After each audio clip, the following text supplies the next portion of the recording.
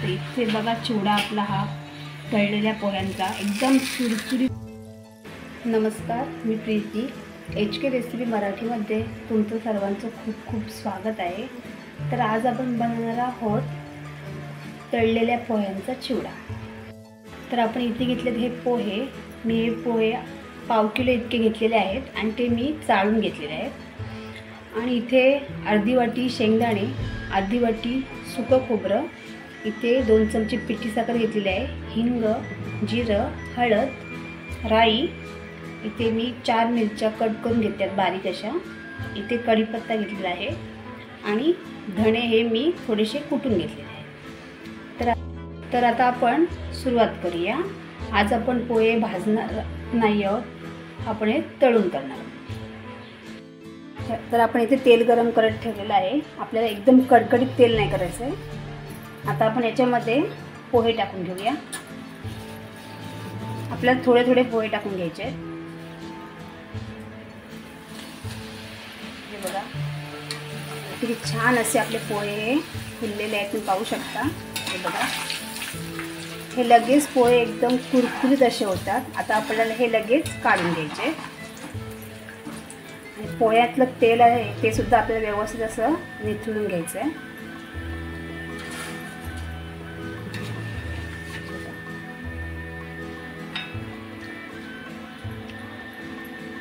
हा चिवडा अजिबात तेलकट वगैरे होत नाही, एकदम छान होतो.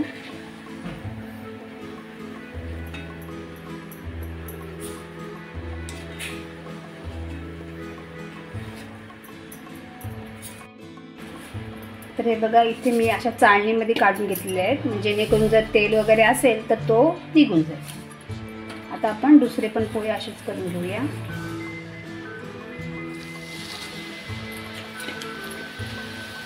जर तुमच्याकडे एखादी चाळण वगैरे असेल तर ती सुद्धा तुम्ही अशी घेऊ शकता. हे बघा, लगेच पोहे छान असे हे फुलतात. आता आपल्याला हे लगेच काढून घ्यायचे आणि यातलं तेल आपल्याला व्यवस्थित असं पूर्ण असं काढून घ्यायचं आहे.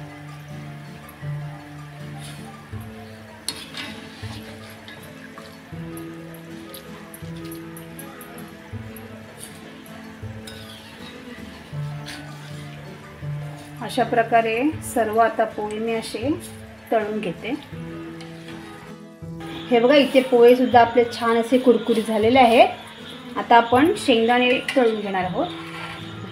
इथे आपण हे शेंगदाणे आपल्या एकदम करपवायचे नाही आहेत, तर ते आपल्याला छान असे कुरकुरीत असे करून घ्यायचे.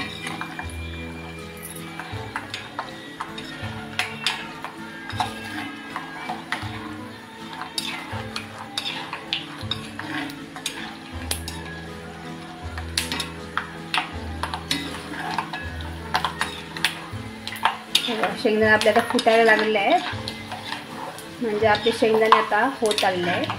हे सुद्धा आपण काढून घेतो.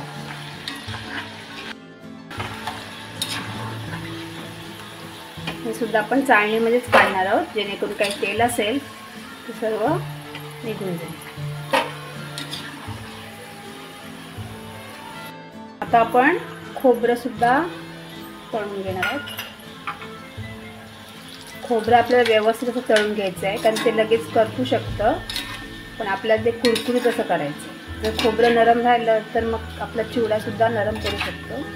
त्यासाठी आपल्याला सर्व ज्या वस्तू आहेत त्या व्यवस्थित अशा तळून घ्यायच्या.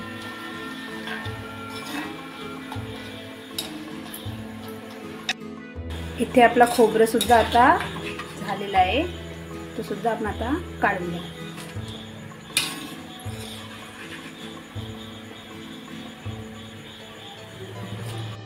आता आपण ही बारीक मिरची आपण एक गालनमध्ये घेतलेली आहे, ती आपण अशी ठेवणार आहोत. हे आपल्याला व्यवस्थित अशी एकदम तळून घ्यायची आहे, कच्ची नाही ठेवायची आहे. कच्ची ठेवली तर मग आपला चिवडा पण नरम होईल. त्यासाठी आपल्याला छान अशी कुरकुरीत अशी करून घ्यायची आहे.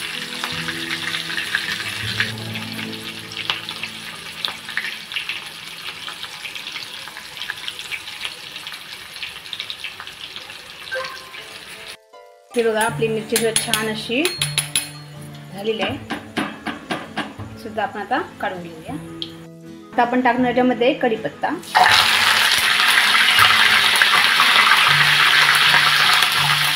हा सुद्धा आपल्याला छान असा कुरकुरीत करून घ्यायचा आहे।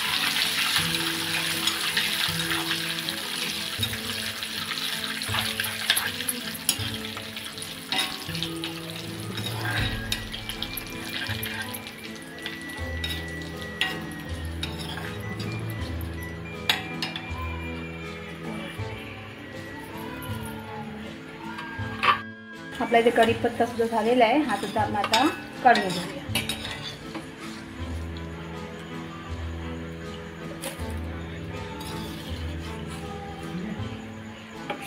आपण फोडणी देणार आहोत, त्यासाठी इथे मी टाकते अर्धा चमचे मोहरी। मोहरी छान तडतडून द्यायची आहे। त्याच्यानंतर अर्धा चमचे जिरे, थोडंसं हिंग, आपण हे धणे घेतले ते टाकायचं आपल्याला, आणि लसूण। आणि आपल्या गॅस आता बंद करायचा आहे या वेळेला। थोड्या वेळाने आपण त्याच्यामध्ये टाकणार आहोत अर्धा चमचे हळद। आता आपण जी फोडणी करून घेतलेली आहे ती आता आपण याच्यामध्ये अशी टाकून घेणार। नंतर आपण टाकणार इथे 2 चमचे पिठी साखर आणि चवीनुसार मीठ। आता हे आपण व्यवस्थित असं मिक्स करून घेऊया। हे बघा, इथे आपला चिवडा हा मिक्स करून झालेला आहे आणि आपला चिवडा आता रेडी झालेला आहे। तुम्ही पाहू शकता छान दिसतो आपला चिवडा आणि तितका टेस्टी सुद्धा झाला। तर तुम्ही ते पाहू शकता छान असा आपला इथे तळलेल्या पोह्यांचा चिवडा तयार झालेला आहे। जर तुम्हाला माझी ही रेसिपी आवडली असेल तर रेसिपीला लाईक करा, शेअर करा आणि चॅनलला सबस्क्राईब करा। धन्यवाद।